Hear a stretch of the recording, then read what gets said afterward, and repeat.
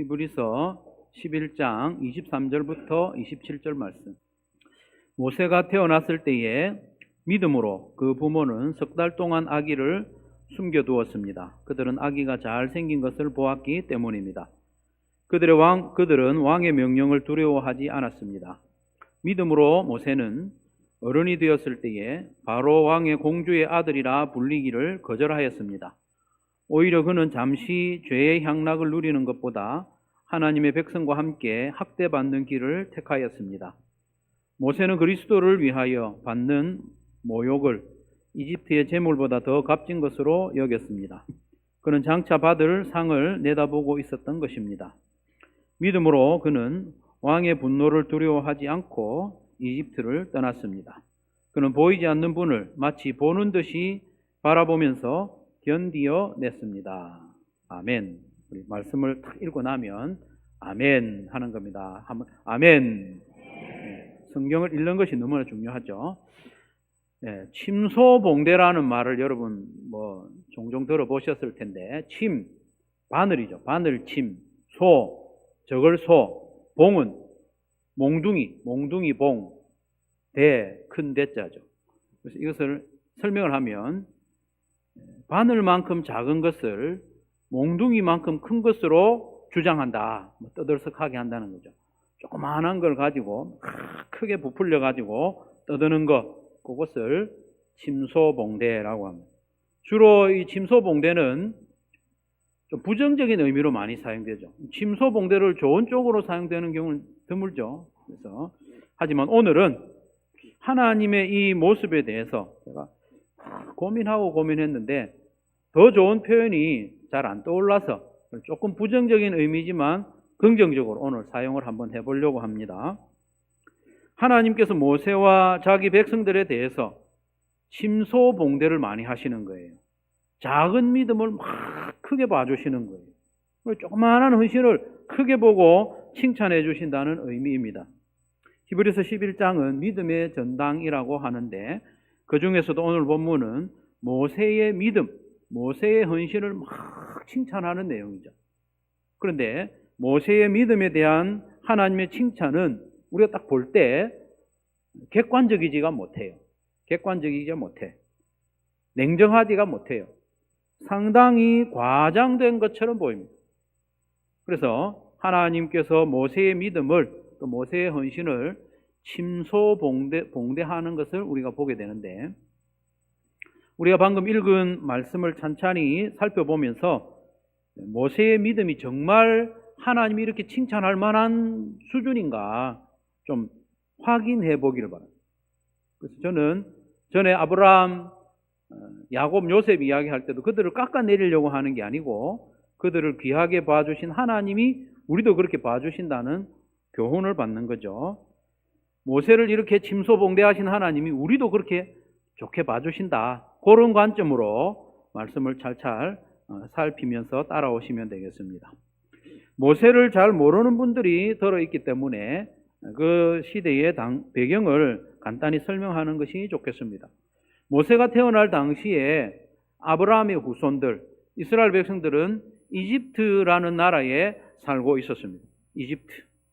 아브라함의 아들은 이삭이고 이삭의 아들은 야곱이고 야곱의 12아들, 12아들 중에 11번째 아들 요셉이 하나님의 인도하심을 따라서 이집트의 총리가 되잖아요. 그래서 계속 흉년이 드니까 먹고 살 게 없어서 가나안 땅에 있던 야곱의 가족들, 요셉의 모든 가족들이 이집트로 이민을 가지 않아요.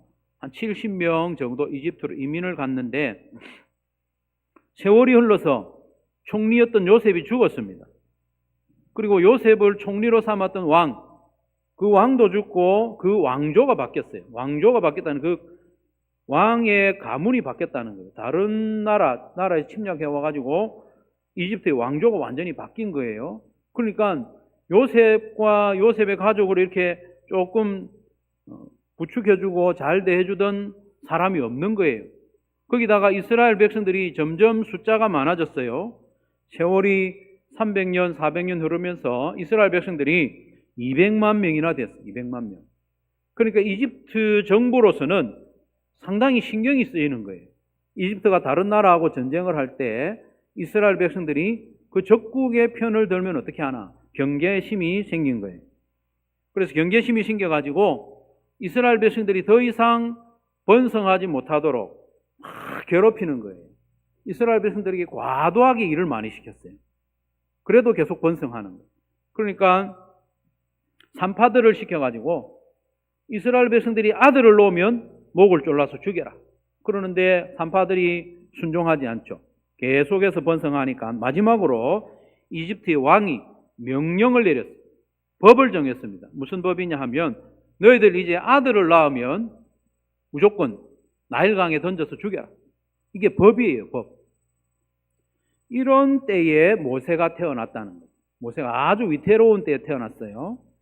23절에 보면 먼저 모세의 부모의 믿음을 크게 칭찬을 하고 있습니다. 23절에 보면 모세가 태어났을 때에 믿음으로라는 단어가 본래 맨 앞에 있습니다. 믿음으로. 그 부모는 3달 동안 아기를 숨겨두었다. 아기를 숨겨둔 것이 믿음으로 한 거래요. 그들은 아기가 잘생긴 것을 보았기 때문입니다. 그들은 왕의 명령을 두려워하지 않았습니다.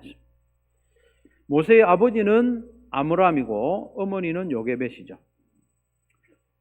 아기가 잘생긴 것을 보고 3달 동안 숨겨두었다 하는 거죠.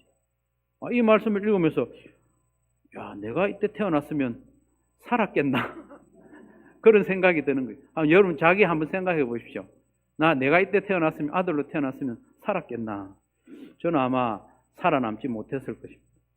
틀림없습니다. 왜냐하면 제가 어릴 때 저희 어머니가 야, 나는 이 어릴 때 부끄러워서 못 얻고 돌아다녔다는 거예요. 너무 못 나가지고. 저는 이때 태어났으면 틀림없이 나일강에 던져졌을 겁니다. 그래서 아기가 잘생긴 것을 보고 단순히 외모가 잘생겼다 그런 말이 아니고 사도행전 7장 그 스데반의 설교에 쭉 보면 하나님이 보실 때도 모세가 용모가 좋은 거예요. 그런 것을 모세의 부모가 보고 3달 동안 숨겨뒀어요. 그걸 가지고 믿음으로 했다. 믿음이 좋아서 그랬다. 칭찬을 하고 있는 거예요. 그런데 우리가 조금 냉정하게 한번 보면 3달 뒤에는 어떻게 했습니까? 믿음이 좋았다면서요. 믿음이 좋으면 3달만 숨기겠습니까? 발각돼서 죽더라도 끝까지 숨겨야지. 그게 진짜 믿음 좋은 거지. 그런데 보니까 3달 뒤에 갈대 상자를 만들어서 아이를 거기 담아서 나일강에 버린 거예요. 그리고 그 부모가 왕의 명령을 두려워하지 않았다. 이렇게 평가를 해주고 있어요. 두려워하지 않았어요? 두려워한 거죠. 두려우니까 아이를 버린 거죠. 그러나 3달 동안 숨겨줄 만큼의 용기라도 하나님은 크게 봐주신 거예요. 야, 훌륭하다. 칭찬을 해주신 거죠. 이들의 믿음을 인정해주고 또 왕의 명령을 두려워하지 않았다 인정해주는 것인데 그런데 과합니다. 침소봉대하신 거예요. 하나님이. 24절부터는 모세의 믿음을 칭찬하고 있는데요. 24절, 25절 보면 믿음으로 모세는 어른이 되었을 때에 바로 왕의 공주의 아들이라 불리기를 거절하였습니다. 오히려 그는 잠시 죄의 향락을 누리는 것보다 하나님의 백성과 함께 학대받는 길을 택하였습니다. 아주 훌륭하게 이야기합니다. 아시는 대로 모세는 나일강에 버려진 뒤에 하나님의 보호하심으로 바로의 딸 공주에게 의해서 건짐을 받습니다. 그리고 공주에게 입양이 돼요. 졸지에 이집트의 왕족이 되었어요. 왕족이. 모세 이름의 뜻이 뭡니까? 건짐을 받은 자, 그런 뜻이죠. 건짐을 받은 자. 마샤라는 말이 건지다라는 말이거든요. 거기서 왔어요. 모세는 왕족으로 자랐고요. 자라면서 이집트의 모든 학문과 문물을 다 익혔습니다. 그러다가 한 40세쯤 됐을 때에 이스라엘 백성들을 내가 돌아봐야 되겠다. 그런 마음이 생긴 거예요.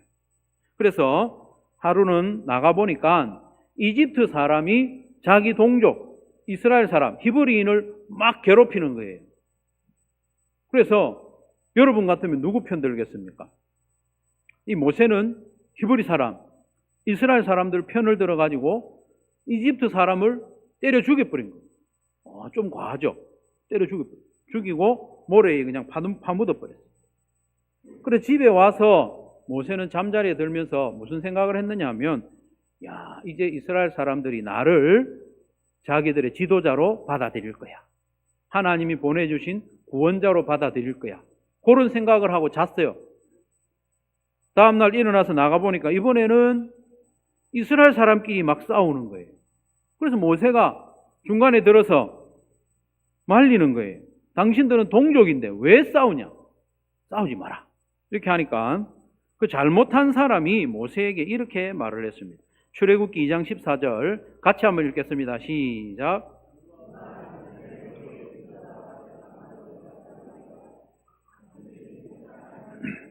이제는 나도 죽일 작정이요. 모세는 일이 탄로난 것을 알고 두려워하였다. 네. 자기를, 모세를 지도자로 받아들이기는커녕 자기가 어제 이집트 사람 때려 죽인 것까지 탄로가 난 거예요. 그래서 모세는 이것을 심히 두려워한 겁니다. 이어지는 15절 말씀에 보면 모세가요, 목숨을 잃지 않기 위해서 미디안 광야로 도망을 가는 내용이 나옵니다. 이 과정을 보면 모세는요, 최대한 이집트 왕족의 지위를 유지하려고 했어요. 당장 내버리려고 한 게 아니에요. 물론 나중에 이집트 왕이 되고 싶은 마음까지 가졌는지는 모르겠지만은 어쨌든 지금으로서는 이스라엘을 위해서라도 내가 이 왕자의 지위를 유지하는 게 이스라엘 백성들에게 좋겠다 싶은 거예요. 그런데 오늘 본문에서는 뭐라고 그럽니까? 모세가 스스로 바로왕의 공주의 아들이라 불리기를 거절했다. 거절했습니까? 거절 안 했어요. 그리고 이어지는 말씀에 보면 스스로 하나님의 백성들과 함께 학대받는 길을 택했다. 그렇게 인정을 해주고 있습니다. 물론 결과적으로는 그렇게 됐죠. 결과적으로는. 모세 스스로 지위를 버리고 또 학대를 받는 길을 선택하지는 않은 것 같아요. 물론 모세의 마음에 그런 게 조금은 있었을 거예요. 내가 언젠가는 이 백성들과 함께 하리라. 그런 마음이 있었어요. 모세의 마음에 있는 그 작은 그것을 하나님이 크게 보시고 마치 모세 스스로 지위를 버린 것처럼 또 학대받는 길을 택한 것처럼 침소봉대해서 칭찬해 주시고 인정해 주고 있다는 것입니다. 어쨌든 그래서 모세는 바로 왕을 두려워해서 미디안 광야로 도망을 갔습니다. 도망을 가서 무려 40년 동안 쥐 죽은 듯이 숨어 지냈습니다. 들킬까 싶어서.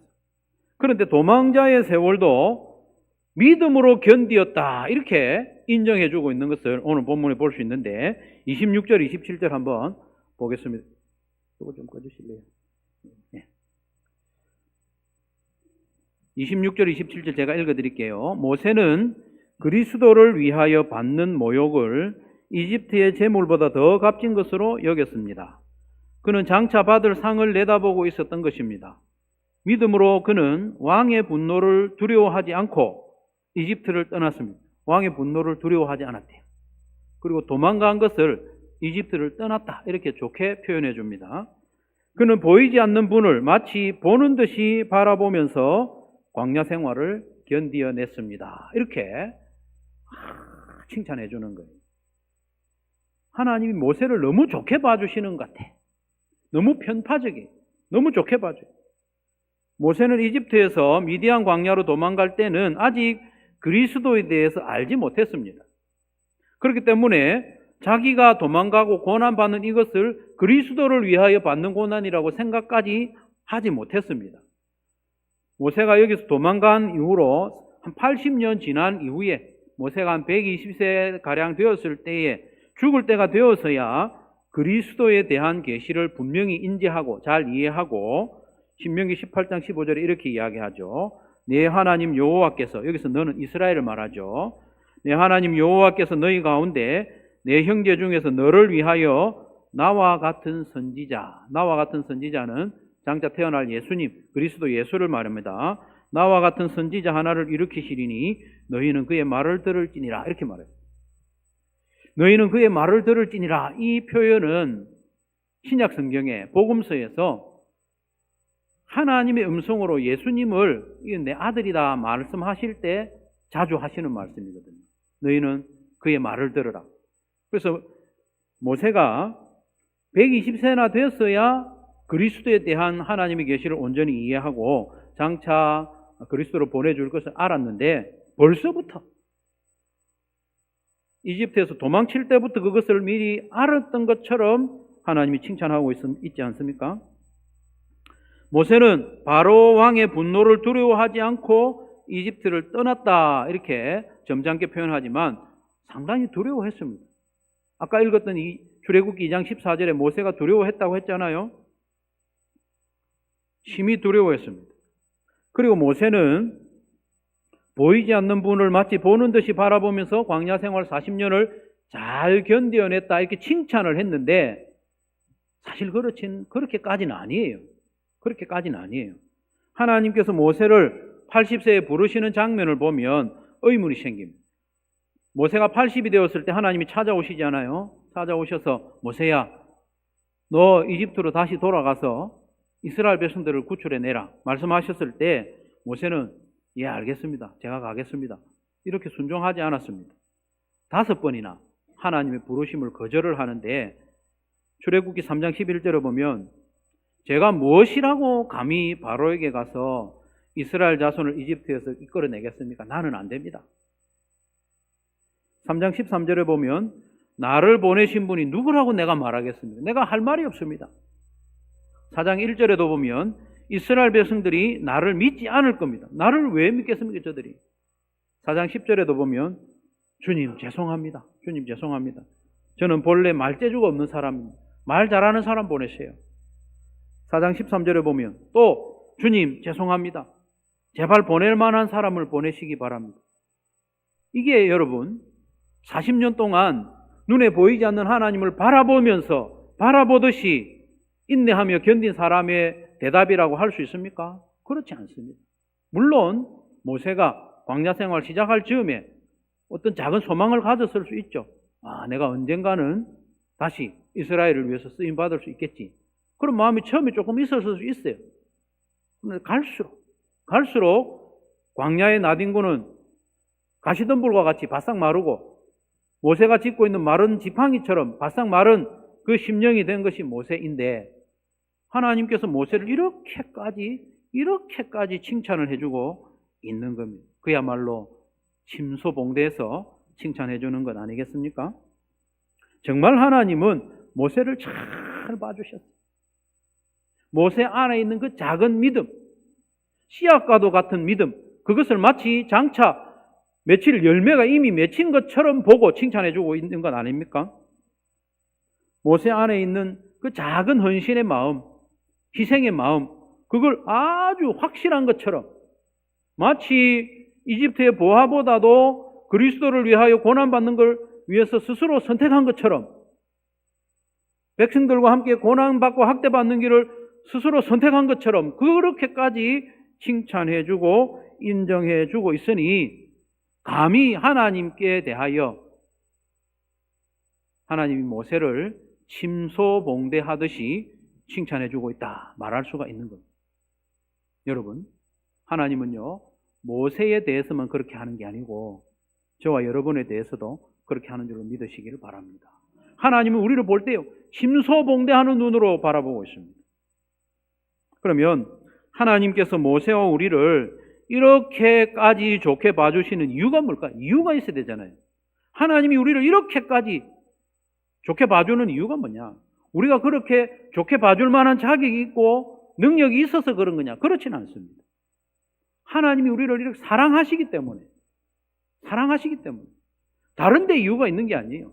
사랑하시니까 그리스도 안에서 모세를 사랑하시니까 그 작은 믿음을 크게 봐주신 거예요. 하나님의 자녀니까. 예? 여러분 하나님의 자녀니까 이렇게까지 좋게 봐주는 거예요.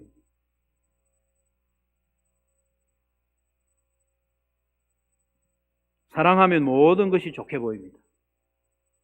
허물은 덮어주고 싶고, 믿음이나 헌신이나 수고, 순종 이런 것 작은 건데도 크게 보이고 귀하게 보이고 그렇지 않습니까? 아이를 키울 때 엄마는 하루에 12번도 거짓말 한다고 하잖아요. 아이가, 갓난아이가 어쩌다가 이런 소리를 냈어요. 그러면은 엄마 했다고. 아이가 어쩌다가 뭐 잘못됐는지, 기저귀 갈다가 잘못 갈았는지 하는데 아빠 했다고. 아이가 한 발자국 뗐어요. 한 발자국 걷고 처박혔어요. 그런데 아이는 남편이 퇴근하면, 이 아내는 남편이 퇴근하면 우리 아이가 걸었다는 거예요. 걸었다는 거예요. 넘어진 건 생각도 안 하고 한 발 걸은 것에만 주목하여서 심소봉대하고 이 아이가 걸었다. 이게 부모의 마음입니다. 사랑하는 자녀이기 때문에. 그리고 재미난 것은 결국 엄마, 아빠 말하고 온갖 말 다 하고 심지어 거짓말도 하고 잘 걷고 그렇게 되게 돼 있는 거예요. 하나님이 우리를 그렇게 만드신다는 뜻입니다.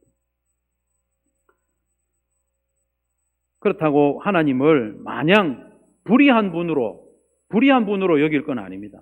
우리를 잘 봐주시는 근거가 있어요. 이유는 우리를 사랑하시고 우리가 자녀이기 때문에 잘 봐주시는데 근거가 뭐냐? 하나님은 우리를 사랑하시는 대가를 치렀기 때문입니다. 우리의 연약한 부분, 우리의 죄악들, 거기에 대한 대가를 치렀기 때문에 그건 안 봐도 돼요, 하나님은. 우리를 자녀 삼으시기 위해 엄청난 대가를 치렀지 않습니까? 독생자 예수님을, 하나님이신 예수님을 사람으로 나게 하시고 죄인들의 손에 넘겨서 십자가에 못 박아 죽게 만드신 하나님, 그렇게까지 우리를 위하여 대가를 치르셨어요. 그 대가를 치르고 우리를 자녀 삼으셨지 않습니까? 그러니까 우리가 자녀 됐으니까 하나님 우리를 잘 봐주시는 거예요. 잘 봐줄 수 있는 거예요. 근거가 거기에 있습니다. 예수님의 보혈로 말미암아 우리의 모든 죄가, 우리의 모든 허물이 깨끗하게 씻겨졌습니다. 씻겨졌어요. 우리가 정신 승리하는 게 아니에요. 이건 사실입니다. 진실입니다. 우리에게 있는 죄와 허물, 부족한 부분, 못난 부분은 이제 하나님 눈에 안 보이는 거예요. 좋은 것은 조그만한 거라도 크게 보이는 거예요.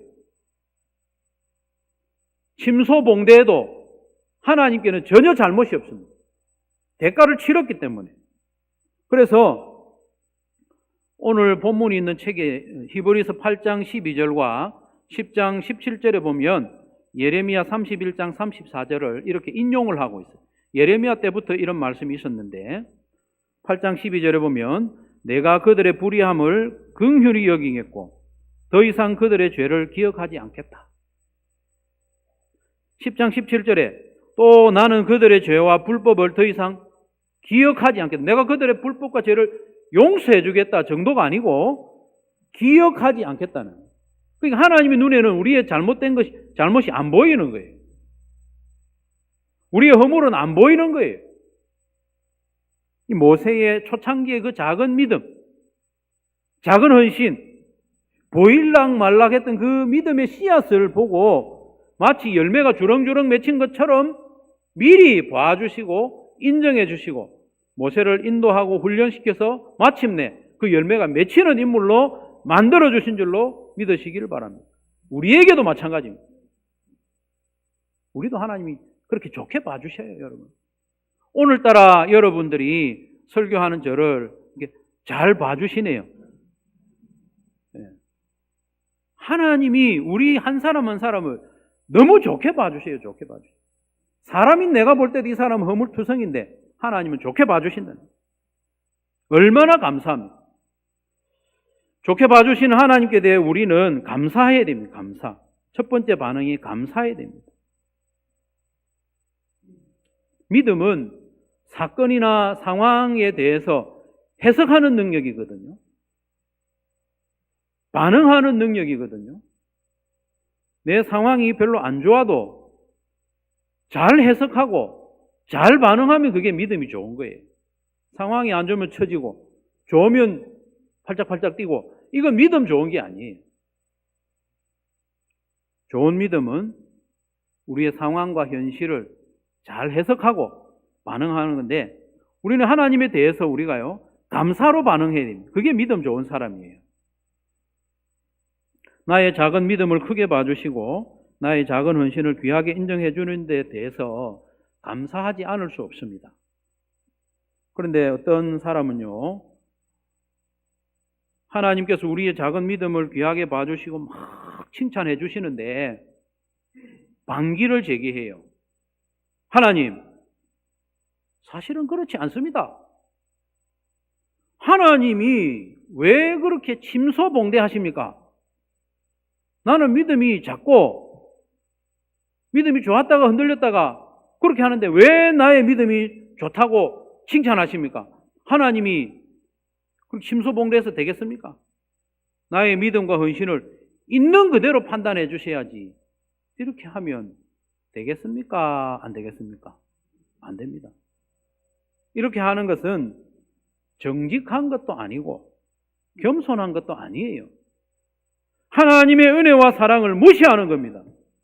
하나님이 예수님의 십자가를 통해서 나를 바라보고 내 작은 믿음을 크게 봐주시고 내 작은 헌신을 귀하게 봐주신다고 하는데 왜 그걸 받아들이지 않고 왜 감사하지 않고, 아닙니다. 하나님이 왜 나를 침소봉대합니까?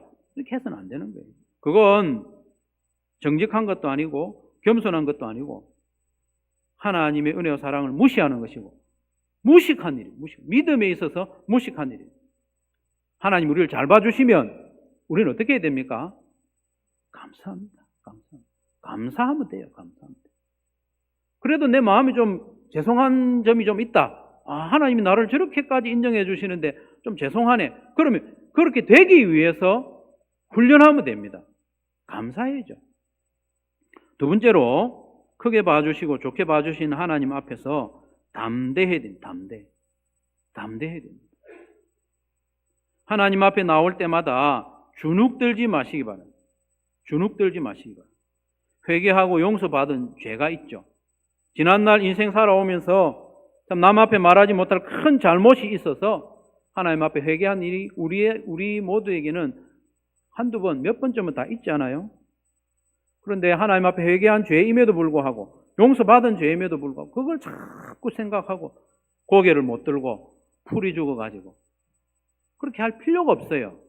하나님께서 말씀하시지 않습니까? 나는 너의 불의함과 너의 죄, 너의 허물을 더 이상 기억하지 않겠다. 하나님이 기억 안 하겠다 하는데 나는 기어이 그걸 기억하고 고개 숙이고 주눅 들어서 신앙생활하면 행복한 신앙생활을 못합니다. 하나님 앞에 나올 때마다 어깨를 펴고 당당하게 나오세요. 지난날 아무리 큰 죄를 지었더라도, 그리고 여전히 지금 못난 인생을 살고 있더라도, 가진 것 없고 배운 것 없고 외모가 뛰어나지 못해도 괜찮습니다. 하나님은 우리를 그냥 좋게 봐주세요. 그냥 좋게 봐주려고 애를 쓰고 있어요. 하나님이 우리를 보기만 해도 이쁘고 뭘 잘하지 못해도 뛰어나게 못해도요, 더듬거려도 좋게 봐주시는 거예요. 우리 하나님 아버지니까 좋게 봐주시는 줄 믿으시기를 바랍니다. 저는 찬양할 때 박자를 잘 틀립니다. 음정도 자주 틀립니다. 그러면 어떤 사람은 박자 또 틀렸네 막 이렇게 생각하고 이렇게 할 수 있지만 하나님은 그것도 이쁘게 봐주시는 저는 그렇게 믿습니다. 그렇다고 일부러 막 틀리고 할 필요는 없지만 우리가 하는 거, 찬양하는 거 고급스럽지 못하고 뛰어나지 못하고 훌륭하지 못해도 하나님은 이쁘게 봐주신다. 세 번째로 우리도 지체들을 좋게 봐줘야 됩니다. 하나님이 나를 좋게 봐주신 것처럼 우리도 지체들을, 성도들을 좋게 봐줘야 됩니다. 하나님이 우리의 죄와 실수에 대해서 잊어주시고 눈 감아주시고 그렇게 해주시니까 나도 지체들의 죄와 실수에 대해서 눈 감아주고 잊어줘야 됩니다. 하나님은 나를 좋게 봐주시는데 나는 지체들을 보면서 깐깐하게 굴고 매의 눈으로, 매의 눈을 자랑하는 분들이 있는데 매의 눈으로 감시했어야 되겠습니까? 도움을 주기 위해서 매의 눈으로 감시하는 건 좋은데 요거 언제 틀리나 보자 그러면 안 됩니다. 하나님은 나의 작은 믿음도 크게 봐주시고 허물 덮어주시는 나는 지체들의 수고를 깎아내리고 작은 실수를 들추어내서 기어이 봐라 너희 틀렸지 창피를 주고 이러면 되겠습니까? 안 되겠습니까? 사랑은 허다한 허물을 덮어준다고 했습니다. 우리는 하나님의 자녀니까 아버지를 닮아야 되지 않겠습니까? 잘 봐주시는 하나님을 닮아갑시다. 잘 봐주시는 하나님을 닮아서 우리도 주변의 지체들을 잘 봐줘야 됩니다. 깎아내리려고 보지 말고. 누가복음 6장 36절에 보면 너희의 아버지께서 자비로우신 것 같이 하나님 아버지가 용서해주고 좋게 봐주고 칭찬해주고 격려해주는 그런 자비로우신 것 같이 너희도 자비로운 사람이 되어라 말씀하고 있습니다. 우리는 다 하나님께 1만 달란트 탕감받은 종들이잖아요. 1만 달란트. 1만 달란트 요즘 돈으로 치면 6조입니다. 6조. 어마어마한 돈입니다. 6조. 솔로몬 때에 한 해 세금 거둔 돈이 666달란트니까 1만 달란트라는 것은 뭐 한 나라의 경제 어마어마한 거죠. 6조를 우리가 탕감받았어요. 실감이 안 나시죠? 그런데 나는 나에게 100데나리온, 100데나리온 빚진 사람을 용서하지 않는 거예요. 100데나리온은 1000만 원 정도 돼요. 1000만 원 큰 돈이죠. 1000만 원 작은 돈은 아니지만 6조에 비하면 조족지혈이라고도 못할 만큼 작은 겁니다. 우리는 하나님으로부터 1만 달란트 탕감받았습니다. 우리도 지체들에게 좋게 대해줘야 좋게. 지체들을 용서하고 덮어주고 잘 봐줘야 됩니다. 그러면 우리 하나님이 얼마나 기뻐하시겠습니까? 우리가 하나님 닮아가지고 성도들을 좋게 봐주면 하나님이 더 기뻐하시는 거예요. 야 봐라. 야가 나를 많이 닮았네. 많이 닮았네. 나의 자비로움. 내가 좋게 봐주는 그거 야가 많이 닮았네. 야가 나를 쏙 빼닮았네. 칭찬하시고. 사실 우리가 하나님, 자비로우신 하나님을 닮으면 얼마나 닮겠습니까? 발끝에도 못 미치죠. 그런데도 우리가 좀 잘 봐주려고, 좋게 봐주려고 애를 쓰면, 자비를 베풀면, 용서해 주려고 애를 쓰고, 칭찬해 주고 격려해 주려고 애를 쓰고, 그렇게 좀 신용만 해도 하나님은 그걸 보고 이야 이 야가 나를 많이 닮았네 칭찬해 주시고 기뻐하실 줄로 믿습니다.